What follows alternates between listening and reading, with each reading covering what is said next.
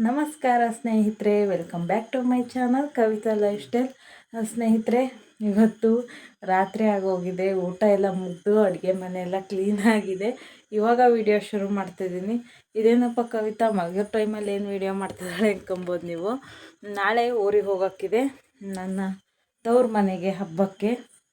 ಅಲ್ಲಿಗೆ ಬಟ್ಟೆ ಎಲ್ಲ ಪ್ಯಾಕ್ ಮಾಡ್ಕೋಬೇಕು. ಎಲ್ಲ ಎತ್ತಿಟ್ಟಿದ್ದೀನಿ, ಬ್ಯಾಗಿಗೆ ಇಡಬೇಕು. ಪಾಪುನ ಮಲಗಿಸಿ ಬರೋಣ ಅಂತ ಹೇಳಿ ಹೋದೆ, ಬಟ್ ಅವ್ನು ಮಲಗ್ತಾ ಇಲ್ಲ. ಅವ್ರ ಅಪ್ಪಾಜಿ ಹತ್ರನೇ ಬಿಟ್ಟು ಬಂದಿದ್ದೀನಿ. ಇನ್ನೂ ಲೇಟ್ ಆಗಿಬಿಡುತ್ತೆ. ಬೆಳಗ್ಗೆ ಬೇಗ ಎದ್ದೋಗಳಿದ್ದೀನಿ. ಈ ಸರಿ ಒಬ್ಬಳೇ ಹೋಗ್ತೀನಿ ಬಸ್ಸಿಗೆ ಪಾಪು ಕರ್ಕೊಂಡು. ಹಾಗಾಗಿ ಬಟ್ಟೆ ಎಲ್ಲ ಪ್ಯಾಕ್ ಮಾಡಿಟ್ಟು ಮಲಗ್ತೀನಿ. ಬೆಳಗಿಂದ ಟೈಮೇ ಆಗಲಿಲ್ಲ. ಇವತ್ತು ವ್ಲಾಗ್ ಶುರು ಮಾಡೋಕ್ಕೂ ಆಗಲಿಲ್ಲ, ಬಟ್ಟೆ ಪ್ಯಾಕ್ ಮಾಡೋದು ಇದ್ಯಾವುದೂ ಕೂಡ ಆಗಲಿಲ್ಲ ನನಗೆ. ಇವತ್ತು ಬೇರೆ ಇನ್ನೇನೋದ್ರಲ್ಲೂ ಬ್ಯುಸಿ ಇದ್ದೆ.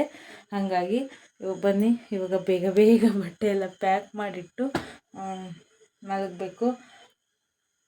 ಹಾಗೆ ಈ ವಿಡಿಯೋನ ನಾಳೆ ತನಕನೂ ಕಂಟಿನ್ಯೂ ಮಾಡ್ತೀನಿ.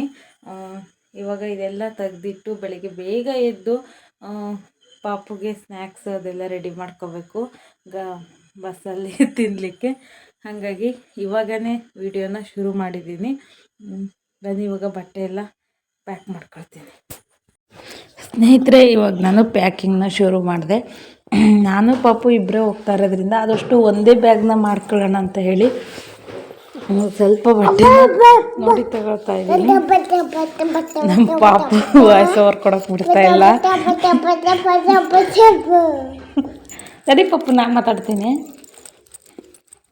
ಇವಾಗ ಒಂದು ಸೀರೆ ಇಟ್ಕೊಂಡೆ, ಹಬ್ಬ ಅಲ್ವಾ, ಸೀರೆ ಬೇಕಾಗುತ್ತೆ ಅಂತೇಳಿ. ಹಾಗೆ ಒಂದೆರಡು ಜೊತೆ ಡ್ರೆಸ್ಸು, ಇನ್ನು ಪಾಪುನ ಬಟ್ಟೆ ಕೂಡ ಒಂದು ಸಣ್ಣ ಬ್ಯಾಗಲ್ಲಿ ಹಾಕಿ ಇಟ್ಟೆ. ನೋಡಿದ್ರಲ್ವ, ಎಷ್ಟು ಬಟ್ಟೆ ಇಟ್ಕೊಂಡ್ರು ಕಮ್ಮಿನೇ ಮಕ್ಕಳಿದ್ದಾಗ.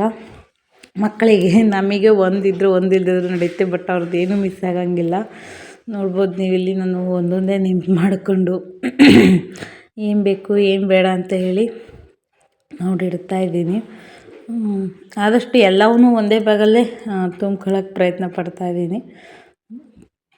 ಇನ್ನು ಈ ಕಡೆ ಏನು ಪಾಪು ಬೇಕಾಗಿದ್ದು, ನನಗೆ ಬೇಕಾಗಿದ್ದು ಶಾಂಪು, ಸೋಪು, ಬ್ರಷು ಇಂಥದ್ದನ್ನೆಲ್ಲ ಈ ಕಡೆ ಇಟ್ಕೊಳ್ತಾ ಇದ್ದೀನಿ. ಬೆಳಗಿಂದ ಈ ಕೆಲಸನ ಮಾಡೋಣ ಅಂತ ಪ್ರಯತ್ನ ಪಟ್ಟರೆ, ಬಟ್ ನನ್ನ ಮಗನ ಇದರಿಂದ ಆಗಲೇ ಇಲ್ಲ. ಇವಾಗ ಬಟ್ಟೆನ ಪ್ಯಾಕ್ ಮಾಡ್ಕೊಳ್ತಾ ಇದ್ದೀನಿ. ಇನ್ನು ಈ ಕಡೆ ಪಾಪುಗೆ ಪ್ಯಾಂಪರ್ಸ್ಗಳು ಬೇಕಾಗುತ್ತೆ. ಹಾಗಾಗಿ ಅವನ್ನು ಕೂಡ ಒಂದಿಷ್ಟು ತೆಗೆದಿಟ್ಕೊಳ್ತಾ ಇದ್ದೀನಿ. ನೋಡ್ಬೋದು ನೀವೀಗ ಪ್ಯಾಂಪರ್ಸ್ನ ಲಾಸ್ಟ್ ಜಿಪ್ಪಲ್ಲಿ ಇಡ್ತಾಯಿದ್ದೀನಿ. ಹೀಗೆ ನಂದು ಊರಿಗೆ ಹೋಗ್ಬೇಕಾದ್ರೆ, ನಾವೇನಾದರೂ ಗಾಡೀಲಿ ಹೋಗೋದಾದರೆ, ನಮ್ಮ ಮನೆಯವರು ಎಲ್ಲರೂ ಹೋಗೋದಾದರೆ 2 ಬ್ಯಾಗ್ನ ಮಾಡ್ತೀನಿ. ಈ ಬ್ಯಾಗಲ್ಲಿ ಬರೀ ಪಾಪುದಷ್ಟೇ ಏನು ಥಿಂಗ್ಸ್ ಇರುತ್ತೆ ಎಲ್ಲದನ್ನೂ ಪಾಪುದು ಇದರಲ್ಲೇ ಹಾಕ್ತೀನಿ. ನಮ್ಮಿಬ್ಬರು ಬಟ್ಟೆನ ಬೇರೆ ಬ್ಯಾಗಲ್ಲಿ ಇಡ್ತೀನಿ ಹಾಗೆ. ಬಟ್ ಈ ಸರಿ ನಾವೇ ಇಬ್ಬರು ಹೋಗ್ತಾಯಿರೋದ್ರಿಂದ ನಾನು ಪಾಪು ಇಬ್ಬರದ್ದು ಕೂಡ ಇದರಲ್ಲೇ ಇಡೋಕ್ಕೆ ಪ್ರಯತ್ನ ಪಡ್ತಾಯಿದ್ದೀನಿ. ಅದಾದಮೇಲೆ ನೆಕ್ಸ್ಟ್ ಬೆಳಗ್ಗೆ ಸಿಗ್ತಾಯಿದ್ದೀನಿ. ನಾನು ಸ್ನಾನ ಮಾಡಿದ್ದೀನಿ, ಮನೆ ಕೆಲಸ ಎಲ್ಲ ಮುಗಿದಿದೆ. ಇನ್ನು ಸ್ನಾನ ಮಾಡಿ ಪಾಪುಗೆ ಹಾಲು ಕಾಯ್ಲಿಕ್ಕೆ ಇಡ್ತಾಯಿದ್ದೀನಿ. ಪಾಪುನ ಕೂಡ ಈಗಷ್ಟೇ ಎಬ್ಬರಿಸ್ಕೊಂಬಂದಿದ್ದೀನಿ. ಅವನು ಡೈಲಿ ಒಂದು 8:30 9 ಗಂಟೆ ಹಿಂಗೆ ಹೇಳ್ತಾನೆ. ಬಟ್ ಇವತ್ತು ಬೇಗನೆ ಎಬ್ಬರಿಸಿದ್ದೀವಿ, ಒಂದು 7 ಗಂಟೆ ಹೀಗೆ. ಹಂಗಾಗಿ ಅವನಿಗೆ ಬರ್ತೈತೆ, ಅಳ್ತದಾನೆ, ಹಠ ಮಾಡ್ತದಾನೆ. ಅವನಿಗೆ ಹಾಲು ಕುಡಿಸ್ಬಿಡೋಣ ಅಂತ ಹೇಳಿ ಈ ಕಡೆ ಹಾಲನ್ನ ಬಿಸಿ ಮಾಡಿ ಅದನ್ನ ತಣ್ಣಗೆ ಮಾಡ್ತಾಯಿದ್ದೀನಿ. ನೋಡ್ಬೋದು ನೀವು ಅವನು ಎಷ್ಟು ಹಠ ಮಾಡ್ತದಾನೆ, ಅಳ್ತಾಯಿದ್ದಾನೆ ಅಂತ ಹೇಳಿ.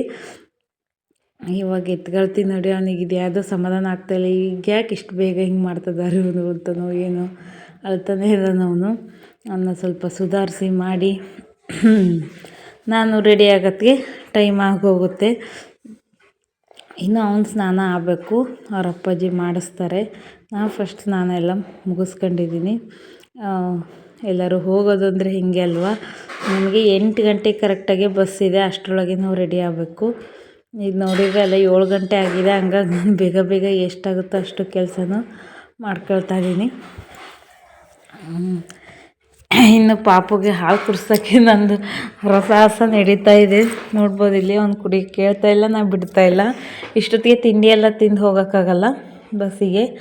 ಹಾಗಾಗಿ ಹಾಲಾದರೂ ಕುಡಿದ್ರೆ ಸ್ವಲ್ಪ ಸುಮ್ಮನಿರ್ತಾನೆ ಬಸ್ಸಲ್ಲಿ ಅಂದ್ಕೊಂಡು ಇದು ಮಾಡ್ತಾಯಿದ್ದೀನಿ. ಇನ್ನು ಇದೆಲ್ಲ ಆದಮೇಲೆ ಅವನನ್ನು ಸ್ನಾನ ಮಾಡಿಸ್ಲಿಕ್ಕೆ ಕಳಿಸಿ ನಾನು ಫ್ರೂಟ್ಸ್ನೆಲ್ಲ ಹೆಚ್ಚಿ ಇಟ್ಕೊಳ್ತಾ ಇದ್ದೀನಿ ಬಾಕ್ಸಿಗೆ. ಯಾಕೆಂದರೆ ಬಸ್ಸಲ್ಲಿ ಏನಾದರೂ ಪಾಪು ಹಠ ಮಾಡಿದರೆ ಬೇಕಾಗುತ್ತೆ ಅಂತೇಳಿ. ಒಂದು ಆ್ಯಪಲ್ ಇತ್ತು, ಅದನ್ನು ಮತ್ತೊಂದು ಮೂಸಂಬೆ ಹಣ್ಣಿತ್ತು, ಅದನ್ನು ಕೂಡ ಕಟ್ ಮಾಡಿ ಸಿಪ್ಪೆ ಸುಲಿದು ಒಂದು ಬಾಕ್ಸಲ್ಲಿ ಹಾಕಿಟ್ಕೊಳ್ತೀನಿ. ಅವನಿಗೇನಾದರೂ ಹಶ್ವಾದರೆ ಸ್ವಲ್ಪ ಕಿರಿಕಿರಿ ಮಾಡಿದರೆ ಕೊಟ್ಟರೆ ಇದನ್ನ ಸುಮ್ಮನೆ ಆಗ್ತಾನೆ ಅಂತ ಹೇಳಿ. ಈ ಥರ ಸಣ್ಣ ಮಕ್ಕಳನ್ನ ಬಸ್ಸಲ್ಲೆಲ್ಲ ಕರ್ಕೊಂಡೋಗೋದು ಸ್ವಲ್ಪ ಕಷ್ಟನೇ. ನಮ್ಮನೆಯವರು ನಾನು ಒಟ್ಟಿಗೆ ಹೋದಾಗ ಏನು ಅಷ್ಟೊಂದು ಇದು ಅನಿಸಲ್ಲ. ನನ್ನ ಹತ್ರ ತಪ್ಪಿದರೆ ಅವ್ರ ಅಪ್ಪಾಜಿ ಹತ್ರ ಇರ್ತಾನೆ. ಬಟ್ ನಾನು ಒಬ್ಬಳೇ ಕರ್ಕೊಂಡು ಹೋಗೋದು ಗೊತ್ತಿಲ್ಲ ಎಷ್ಟು ಇದ್ರಾಗಿರ್ತಾನೆ ಅಂತ ಹೇಳಿ. ನನಗೂ ಅವಾಗ ಒಂದು ಸರಿ ಹೋಗಿದ್ದೆ, ನಾನು ವೀಡಿಯೋ ಮಾಡಿದ್ದೆ. ಬಟ್ ಅವಾಗ ಸಣ್ಣನಿದ್ದ, ಬಸ್ ಹತ್ತಿದ ತಕ್ಷಣ ಮಲಗಿಬಿಡೋನು. ಈಗ ಅವನು ಹಾಗಲ್ಲ, ಬಸ್ ಹತ್ತಿದ ತಕ್ಷಣ ಎಲ್ಲ ಮಲಗೋದಿಲ್ಲ, ನೋಡ್ತಾನೆ, ಅವನದು ಏನೇನೋ ಹೊಸದೇನೇನೋ ಕಲಿತಾನೆ. ಹಾಗಾಗಿ ಈಗ ಹಣ್ಣನ್ನೆಲ್ಲ ಬಿಡಿಸಿ ಇಟ್ಕೊಳ್ತಾ ಇದ್ದೀನಿ. ಅವನು ಮನೆಯಲ್ಲೇನೋ ಹಣ್ಣನ್ನು ತುಂಬ ಇಷ್ಟಪಟ್ಟು ತಿಂತಾನೆ ಸ್ನೇಹಿತರೆ. ಬಟ್ ಹೊರಗಡೆ ಏನು ಮಾಡ್ತಾನೆ ಗೊತ್ತಿಲ್ಲ. ಹಾಗಾಗಿ ಈಗ ನೋಡಿ ಹಣ್ಣನ್ನೆಲ್ಲ ಸಿಪ್ಪೆ ತೆಗೆದು ಒಂದು ಬಾಕ್ಸಲ್ಲಿ ಹಾಕಿ ಇಟ್ಕೊಂಡೆ. ಆಮೇಲೆ ನನಗೆ ನೆನಪಾಯ್ತು, ಮನೇಲಿ ಒಂದು ಬಿಸ್ಕೆಟ್ ಪ್ಯಾಕೆಟ್ಟು ಬೋರ್ಬನ್ನು, ಅದನ್ನು ಕೂಡ ತಗೊಂಬಿಡೋಣ ಅಂತ ಹೇಳಿ ಅದನ್ನು ಕೂಡ ತಗೊಳ್ತಾ ಇದ್ದೀನಿ. ಇರಲಿ, ಯಾವುದಕ್ಕೂ ಜರ್ನಿ ಸ್ವಲ್ಪ ಲಾಂಗ್ ಇದೆ. ನಾನು ಕೊಪ್ಪದಿಂದ ಶಿವಮೊಗ್ಗ ಹೋಗೋಕ್ಕೆ 2 ಅವರ್ ಜರ್ನಿ. ನಮಗೆಲ್ಲ ಏನು ಅನಿಸಲ್ಲ, ಬಟ್ ಇವನಿಗೆ ಕೂತು ಸಾಕಾಗಿ ಅನಿಸುತ್ತಲ್ವ, ಹಾಗಾಗಿ ಇರಲಿ ಅಂತ ಹೇಳಿ ಅದನ್ನು ಕೂಡ ಇಟ್ಕೊಂಡೆ. ಇನ್ನು ಅದನ್ನೆಲ್ಲ ಬ್ಯಾಗಿಗೆ ಇಡ್ತಾಯಿದ್ದೀನಿ. ಇನ್ನು ನಾನು ನೀರು ಬಾಟ್ಲು ಇಟ್ಕೊಂಡಿಲ್ಲ, ಇನ್ನು ವಾಟ್ರ್ ಬಾಟ್ಲು ಕೂಡ ಇಟ್ಕೋಬೇಕು. ಹೀಗೆಲ್ಲ ಬೆಳಗ್ಗೆ ನಾನು ಹಿಂದಿನ ದಿನ ಎಷ್ಟೆಲ್ಲ ಮಾಡ್ಕೊಂಡಿದ್ರು ಬೆಳಗ್ಗೆ ಮತ್ತು ಏನಾದರೂ ಒಂದು ಇದ್ದೇ ಇರುತ್ತೆ ಇಟ್ಕೊಳ್ಳಿಕ್ಕೆ. ಹಾಗೆ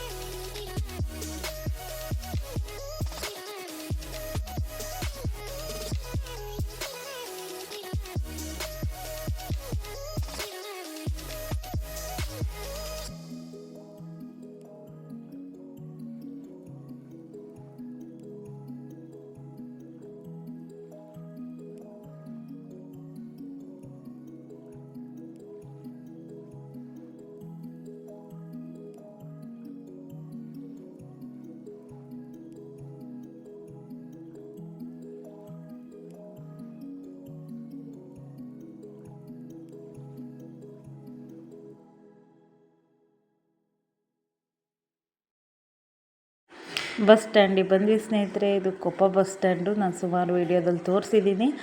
ಇವಾಗ ನಾವು ಹೋಗೋವಂಥ ಬಸ್ ಕೂಡ ಬಂತು, ಗೌರ್ಮೆಂಟ್ ಬಸ್ಸು. ಈ ಬಸ್ಸಿಗೆ ಹತ್ಕೊಂಡು ಹೋಗೋದು, ಫ್ರೀ ಟಿಕೆಟು. ಇದು ನಾನೊಂದು 4ನೇ ಬಾರಿನೋ 5ನೇ ಬಾರಿನೋ ಹೋಗ್ತಾ ಇರೋದು ಅಂದ್ಕೊಳ್ತೀನಿ. ಈ ರೀತಿ ಸೀಟ್ ಸಿಗುತ್ತೆ ಇವಾಗ, ಬಟ್ ಮಧ್ಯಾಹ್ನ ಟೈಮಲ್ಲಿ ಕೆಲವೊಂದು ಸರಿ ಸೀಟೇ ಸಿಗಲ್ಲ. ಹಂಗಾಗಿ ನಾವು ಬಸ್ ಸ್ಟ್ಯಾಂಡಿಗೆ ಬರೋ ಅಂಥದ್ದು. ಅಕಸ್ಮಾತ್ ಇಲ್ಲಿ ಬಂದರೆ ಏನಾದ್ರು ಸೀಟ್ ಸಿಗ್ಬೋದು ಅಂತಂದು. ಅದಾದ ನಂತರ ನಮ್ಮ ಮನೆಯವ್ರು ಕೆಳಗೆ ನಿಂತು ಮಾತಾಡಿಸ್ತಾ ಇದ್ದಾರೆ, ನಾವು ಕೂತಿದ್ದೀವಿ. ಬಟ್ ಪಾಪುಗೆ ಗೊತ್ತಾಗ್ತಾ ಇಲ್ಲ ಯಾಕೆ ಕೆಳಗೆ ನಿಂತಾರೆ ಎಂದು. ಲಾಸ್ಟಿಗೆ ಅಳ್ಲಿಕ್ಕೆ ಶುರು ಮಾಡ್ದೆ, ಅವ್ರು ಬರಲ್ಲ ಅಂತ. ನೋಡ್ಬೋದು ನೀವು, ಕಿಟಕಿಯಿಂದ ಹೊರಗೆ ಕೈ ಹಾಕಿ ಮಾತಾಡಿಸ್ತಾ ಇದ್ದಾನೆ, ಮೇಲೆ ಹತ್ತಿ ಅಂತ ಏನೋ ಹೇಳ್ತಾ ಇದ್ದಾನೆ ಅವನು. ಹೀಗೆ ಅವ್ನು ನೋಡ್ಬೋದು, ಮುಖ ಸಪ್ಪೆ ಆಗಿದೆ ಅವ್ರು ಬರಲ್ಲ ಅಂತಂದು. ಅತ್ತ ಕೂಡ ಅವ್ರು ಬರಲಿಲ್ಲ ಅಂತ. ಹೀಗೆ ನಮ್ಮ ಜರ್ನಿ ಶುರುವಾಯಿತು ಸ್ನೇಹಿತರೆ. ಇವಾಗ ನಾನು ಶಿವಮೊಗ್ಗದಲ್ಲಿ ಮತ್ತೊಂದು ಬೇರೆ ಬಸ್ ಚೇಂಜ್ ಮಾಡಿದೆ. ನಮ್ಮೂರಿಗೆ ಹೋಗೋಕ್ಕೆ ಇನ್ನೊಂದು ಬಸ್ನ ಹತ್ತಿದೆ. ಅಲ್ಲಿ ಒಂದಿಬ್ಬರು ಸ್ಕೂಲ್ ಹುಡುಗಿಯರು ಸಿಕ್ಕಿದ್ರು, ಅವ್ರ ಜೊತೆ ಹೋಗಿ ಕೂತಿದ್ದನ್ನು ನೋಡ್ಬೋದು ನೀವು. ನನ್ನ ಪಾಪು ಇದು ಶಿವಮೊಗ್ಗದಿಂದ ಮತ್ತೆ ನಮ್ಮೂರ ಕಡೆಗೆ ಹೋಗೋದು, ಬೇರೆ ಬಸ್ಸಲ್ಲಿ ಕೂತಿದ್ದೀನಿ. ಈ ಥರ ಅವನು ಪರವಾಗಿಲ್ಲ, ಯಾರು ಚೆನ್ನಾಗಿ ಮಾತಾಡ್ಸಿದ್ರೆ ಮಾಡಿದರೆ ಅವ್ರ ಹತ್ರ ಇರ್ತಾನೆ. ಇದ್ರಾಗೂ ಈ ಥರ ಮಕ್ಕಳು ಅವರೆಲ್ಲ ಅಂದರೆ ಅವನಿಗೆ ತುಂಬಾ ಇಷ್ಟ. ಅವ್ರ ಜೊತೆಗೆ ಇರ್ತಾನೆ, ಅವ್ರ ಜೊತೆ ಕೂತಿದ್ದಾನೆ. ಇವಾಗ ಟೈಮು 10:30 ಇರ್ಬೋದು. ಮತ್ತು ನಾವು ಇಲ್ಲಿಂದ ಇನ್ನೂ ಒಂದು ಬಸ್ನ ಚೇಂಜ್ ಮಾಡಬೇಕು. ಇಲ್ಲಿಂದ ನ್ಯಾಮತಿ ಅಂತ ಇದೆ, ಅಲ್ಲಿಗೆ ಹೋಗಿ ಅಲ್ಲಿ ಮತ್ತೆ ಬೇರೆ ಬಸ್ನ ಚೇಂಜ್ ಮಾಡಬೇಕು. ನನ್ನ ಜೊತೆ ನಮ್ಮ ಆಂಟಿ ಕೂಡ ಜಾಯ್ನ್ ಆಗ್ತಾರೆ. ಮುಂದೆ ನೋಡ್ಬೋದು ನೀವು, ತೋರಿಸ್ತೀನಿ. ಈಗ ಪಾಪು ನನ್ನ ಹತ್ರ ಬಂದ, ಅವರ ಹತ್ರದಿಂದನ ಅವರು ಇಳಿದ್ರು. ಹಾಗಾಗಿ ನನ್ನ ಹತ್ರ ಬಂದಿದ್ದಾನೆ, ಬಿಸ್ಕೆಟ್ ತಿಂತಾ ಇದ್ದಾನೆ. ಹೇಳಿದ್ನಲ್ವ ಅವನಿಗೆ ಅದೇನೋ ಇವತ್ತು ಹಣ್ಣು ಬೇಡ ಅನಿಸ್ತು, ಬಸ್ಸಲ್ಲಿ ಬಿಸ್ಕೆಟ್ನೇ ತಿಂದ. ಮನೆ ಬಂದಮೇಲೆ ಹಣ್ಣು ತಿಂದ. ಅವನಿಗೆ ಬಸ್ಸಲ್ಲಿ ಹಣ್ಣು ಇಷ್ಟನೇ ಆಗ್ತಾಯಿಲ್ಲ, ಹಾಗಾಗಿತ್ತು. ಆದರೂ ತಂದಿದ್ದು ಒಳ್ಳೆಯದಾಯಿತು. ಮನೆಗೆ ಬಂದಮೇಲೆ ತಿಂದ. ಇನ್ನು ನಾನು ಇನ್ನೂ ಒಂದು ಬಸ್ನ ಚೇಂಜ್ ಮಾಡಬೇಕು, ಅಲ್ಲಿ ಸಿಗ್ತೀನಿ.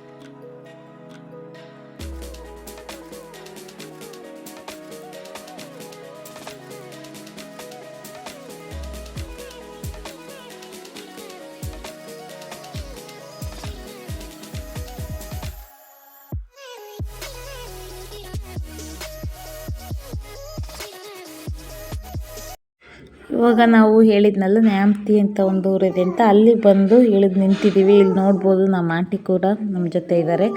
ಇಲ್ಲಿಂದ ನೆಕ್ಸ್ಟ್ ಹೋಗಲಿಕ್ಕೆ ಬೇರೆ ಬಸ್ನ ಕಾಯ್ತಾ ಇದ್ದೀವಿ. ಇನ್ನೊಂದು 5 ನಿಮಿಷದಲ್ಲಿ ಬರುತ್ತೆ ಅಂದರು ಬಸ್ಸು, ಹಾಗಾಗಿ ನಿಂತಿದ್ದೀವಿ.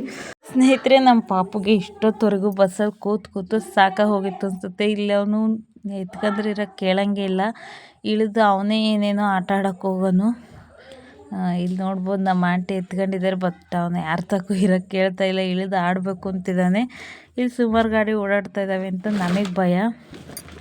ಅಂತೂ ಇಂತೂ ಏನೇನೋ ಮಾಡಿ ಒಂದು 10 ನಿಮಿಷ ಹಿಡಿದಿದ್ದೇ ಸಾಕಾಗೋತ್ತು. ಅಷ್ಟಿಷ್ಟು ಮಾಡೋದ್ರಾಗೆ ಮಾಡೋದ್ರಾಗೆ ಬಸ್ ಬಂದೇ ಬಿಡ್ತು. ಬಟ್ ನಮ್ಮ ಬ್ಯಾಡ್ ಟೈಮ್ ಏನಂದರೆ ನಮಗೆ ಸೀಟೇ ಸಿಗಲಿಲ್ಲ. ನೋಡ್ಬೋದು ಎತ್ಕೊಂಡು ನಿಂತಿದ್ದೀನಿ ನಾನು, ಯಾರೂ ಸೀಟ್ ಕೊಡಲೂ ಇಲ್ಲ. ಆಲ್ಮೋಸ್ಟ್ ಮಕ್ಕಳಿರ ಅಂತಲೇ ಜನ ಇದ್ದರು, ಪಾಪ ಯಾರು ಅಂತ ಕೊಡ್ತಾರೆ. ಹಾಗಾಗಿ ನಿಂತ್ಕೊಂಡಿದ್ದೆ. ಒಂದು 6-7 ಕಿಲೋಮೀಟ್ರಷ್ಟು ದೂರ ನಿಂತೆ. ಅದಾದಮೇಲೆ ನನಗೆ ಸೀಟ್ ಕೊಟ್ಟರು, ಲಾಸ್ಟ್ ಸೀಟಲ್ಲಿ ಒಂದು ಸೀಟ್ ಕೊಟ್ಟರು. ಅಲ್ಲೋಗಿ ಕೂತ್ವಿ. ಬಟ್ ಒಂದು 10 ನಿಮಿಷ ಏನೋ ಬಸ್ಸಲ್ಲಿ ಈ ಥರ ಎತ್ಕೊಂಡೇ ನಿಂತಿದ್ದಾಯಿತು. ಹಾಗಾಗಿ ನನಗೆ ಜರ್ನಿ ಮಾಡುವಾಗ ಹೆಚ್ಚು ವಿಡಿಯೋ ಮಾಡೋಕ್ಕಾಗಲಿಲ್ಲ. ಸ್ನೇಹಿತರೆ, ಈ ವಿಡಿಯೋ ಫುಲ್ಲು ಜರ್ನಿ ಮಾಡಿದ್ದೇ ಹಾಕಿದ್ದೀನಿ. ಏಕೆಂದರೆ ಎಷ್ಟು ದೂರ ಆಗುತ್ತೆ ಏನೆಲ್ಲ ಆಯಿತು ನಾವು ಬರುವಾಗ ಅನ್ನೋದನ್ನ ತೋರ್ಸೋಕ್ಕೋಸ್ಕರ ಈ ವಿಡಿಯೋ ಮಾಡಿದ್ದು. ನಾನು ಕೊಪ್ಪ ಬಿಟ್ಟಿದ್ದು 8 ಗಂಟೆಗೆ, ಬಟ್ ಊರಿಗೆ ಹೋಗಿ ತಲುಪಿದ್ದು 12 ಗಂಟೆ ಆಗಿತ್ತು. ಹೀಗೆ ಈ ವಿಡಿಯೋನ ಇಲ್ಲಿಗೆ ಎಂಡ್ ಮಾಡ್ತೀನಿ ಸ್ನೇಹಿತರೆ. ನೆಕ್ಸ್ಟ್ ನಾನು ಅಮ್ಮನ ಮನೆ ವಿಡಿಯೋನ ಹಾಕ್ತೀನಿ. ಇನ್ನು ಯಾರಾದರೂ ನನ್ನ ಚಾನಲ್ನ ಸಬ್ಸ್ಕ್ರೈಬ್ ಮಾಡದೆ ನೋಡ್ತಾಯಿದ್ದರೆ ಪ್ಲೀಸ್ ಸಬ್ಸ್ಕ್ರೈಬ್ ಮಾಡಿರಿ ಸ್ನೇಹಿತರೆ. ಹಾಗೆ ವಿಡಿಯೋಗೊಂದು ಲೈಕ್ ಕೊಡಿರಿ. ನಿಮ್ಮ ಫ್ರೆಂಡ್ಸ್ ಆ್ಯಂಡ್ ಫ್ಯಾಮಿಲಿ ಜೊತೆಗೆ ವಿಡಿಯೋನ ಶೇರ್ ಮಾಡಿ. ಹಾಗೆ ಈ ವಿಡಿಯೋ ಇಷ್ಟ ಆಗಿದರೆ ಪ್ಲೀಸ್ ಹೆಚ್ಚು ಜನಕ್ಕೆ ಶೇರ್ ಮಾಡಿರಿ. ನಾನು ನಿಮಗೆ ನೆಕ್ಸ್ಟ್ ವಿಡಿಯೋದಲ್ಲಿ ಸಿಗ್ತೀನಿ ಸ್ನೇಹಿತರೆ. ಹೋಗಿ ಬರ್ತೀನಿ. ಸಿಗೋಣ ಮುಂದಿನ ವಿಡಿಯೋದೊಂದಿಗೆ. ಧನ್ಯವಾದಗಳು.